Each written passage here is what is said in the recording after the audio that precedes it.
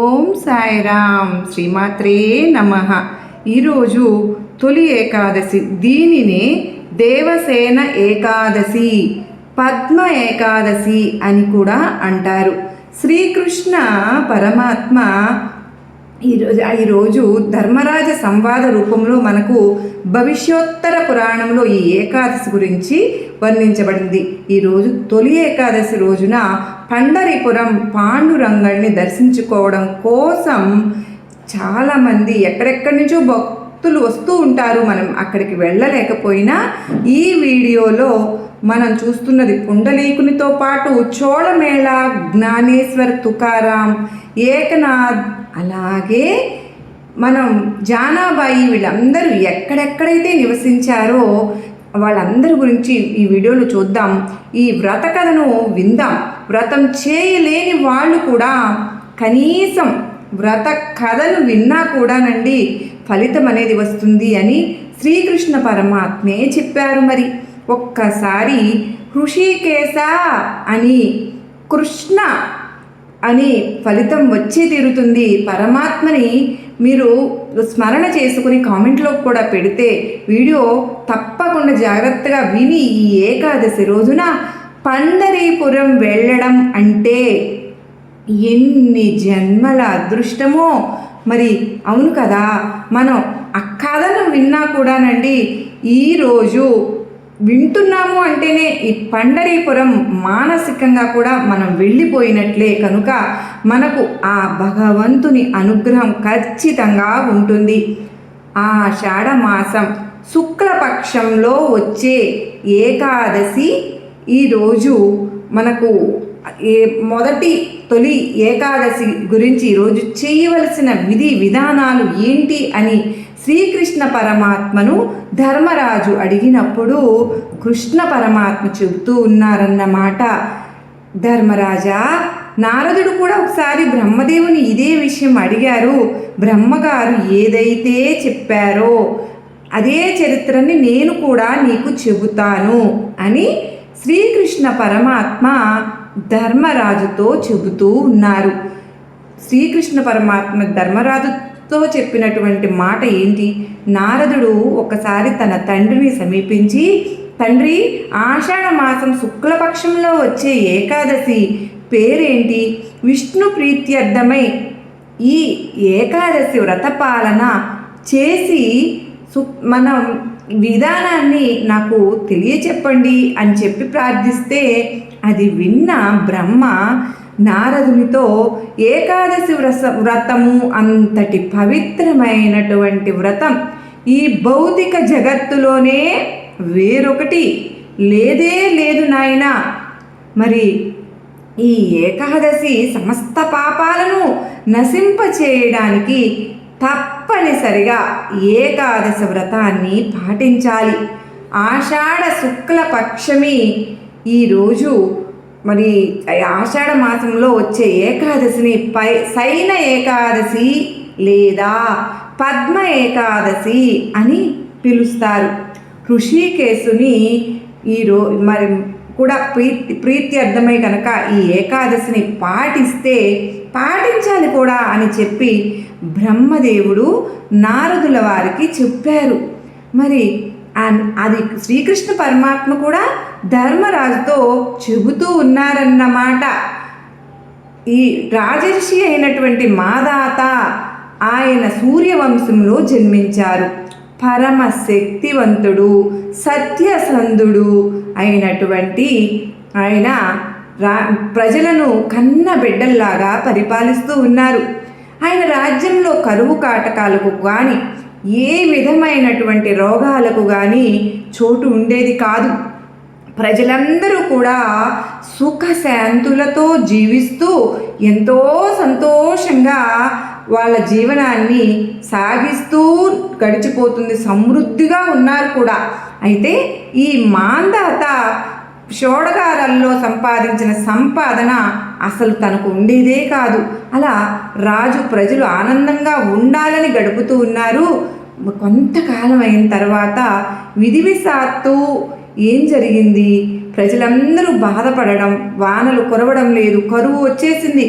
ఆహారానికి కొరత వచ్చేసింది. ప్రజలందరూ ఎంతగానో విలవిల్లాడిపోతున్నారు ఆ ఆహార కొరత వలన.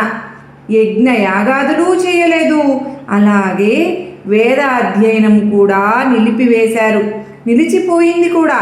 అంటే ఆహార కొరత వలన అప్పుడు ఈ ప్రజలందరూ రాజుగారి దగ్గరకు వెళ్ళి, రాజా, ఇంత ఇబ్బంది వచ్చేసింది కదా, మేమందరం కూడా ఎంతగానో చాలా అంటే చాలా బాధపడుతున్నాము. ఈ విపత్కర పరిస్థితికి ఏదైనా సరే మాకు మార్గాన్ని చెప్పు తండ్రి అని చెప్పి ఆ రాజుగారిని ప్రార్థిస్తారు. అప్పుడు రాజుగారు అంటారు, నిజమే మీరు చెప్పింది, కానీ ఏమి చేయను.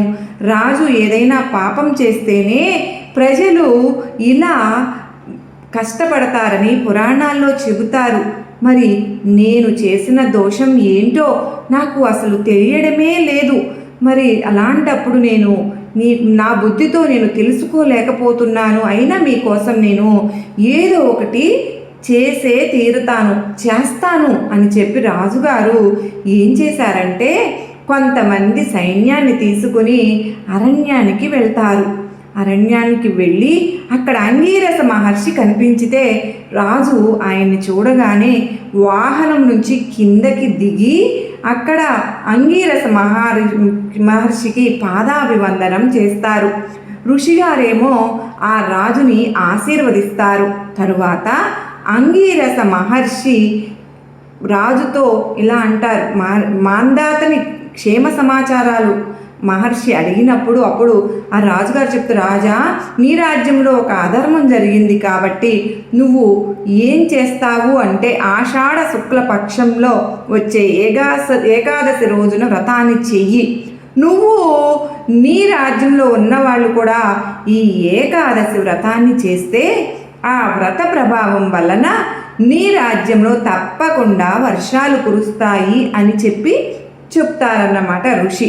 ఇంకా కూడా చెప్తూ ఉంటారు, ఈ ఏకాదశి అనేది చాలా అంటే ఈ సమస్త మంగళాన్ని చేకూర్చి పూర్ణత్వాన్ని ప్రసాదిస్తుంది, సమస్త అడ్డంకులను తొలగించేస్తుంది. కనుక మీ అందరూ కలిసి రాజ్యంలో కనుక మీరందరూ ఉన్నవాళ్ళు అందరూ కలిసి ఈ ఏకాదశి మీరందరూ వ్రతాన్ని చేయండి అని చెప్పి ఋషి చెబుతారనమాట. ఆ ఋషి వాక్యాలను విన్న మాంధాత నగరానికి రాజుగారు ఆషాఢ మాసంలో బంధుమిత్ర పరివార సమేతంగా ఏకాదశ వ్రతాన్ని పాటిస్తారు.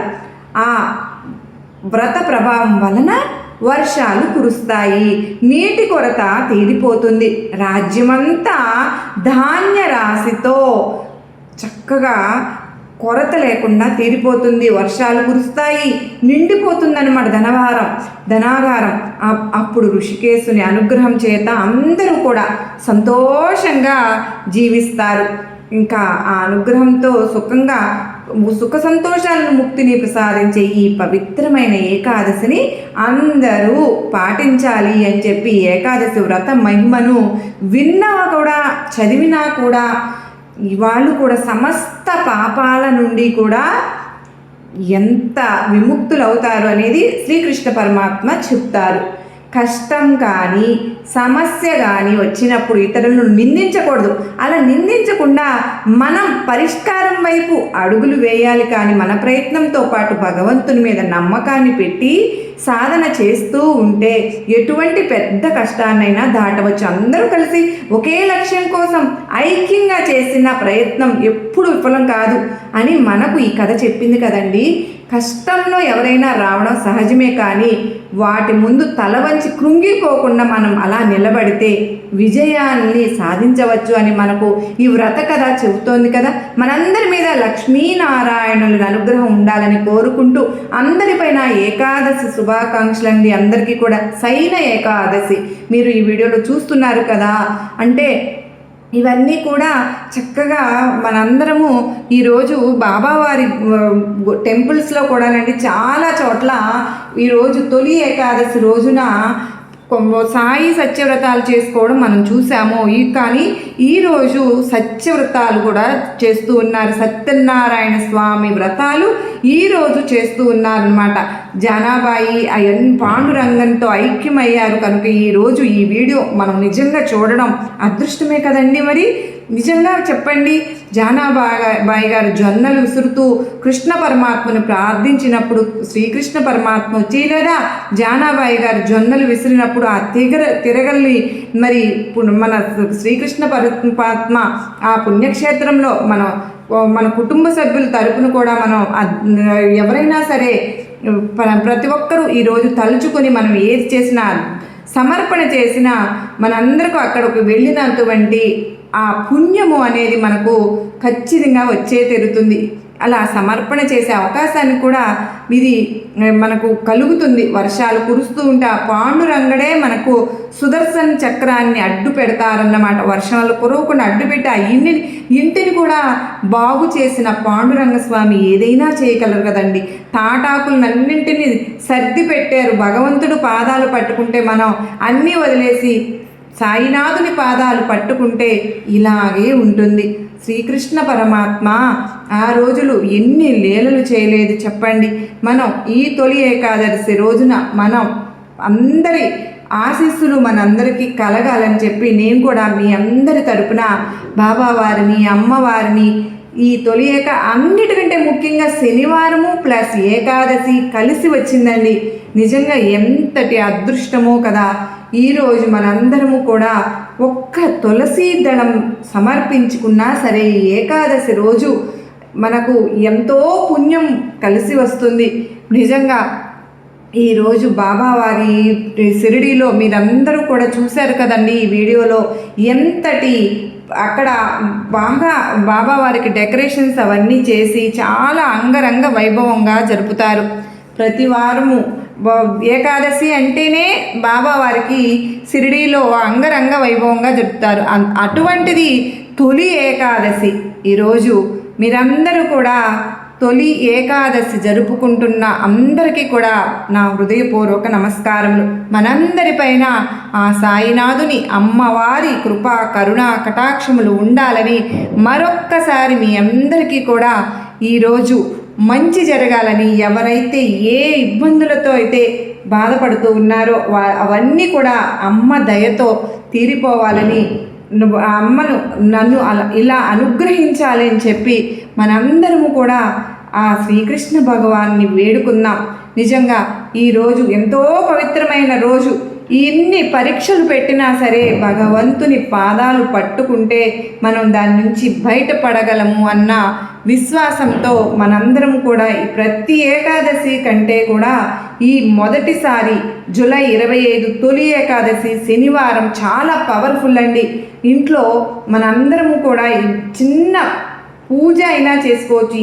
ఉపవాసాలు పూజలు ఇవన్నీ ఏమీ చేయలేకపోయినా ఈరోజు ఈ వ్రత కథ వినే భాగ్యాన్ని ఆ భగవంతుడు మనకు కలిగించినందుకు నిజంగా ఆ స్వామికి మనందరము కూడా పాదాభివందనం చేసుకుంటూ ఈరోజు ఈ కథ విన్న వారి అందరికీ కూడా ఆశీస్సులు కలగాలని మీ అందరి తరపున వేడుకుంటూ మరో చక్కని వీడియోతో కలుసుకుందామండి.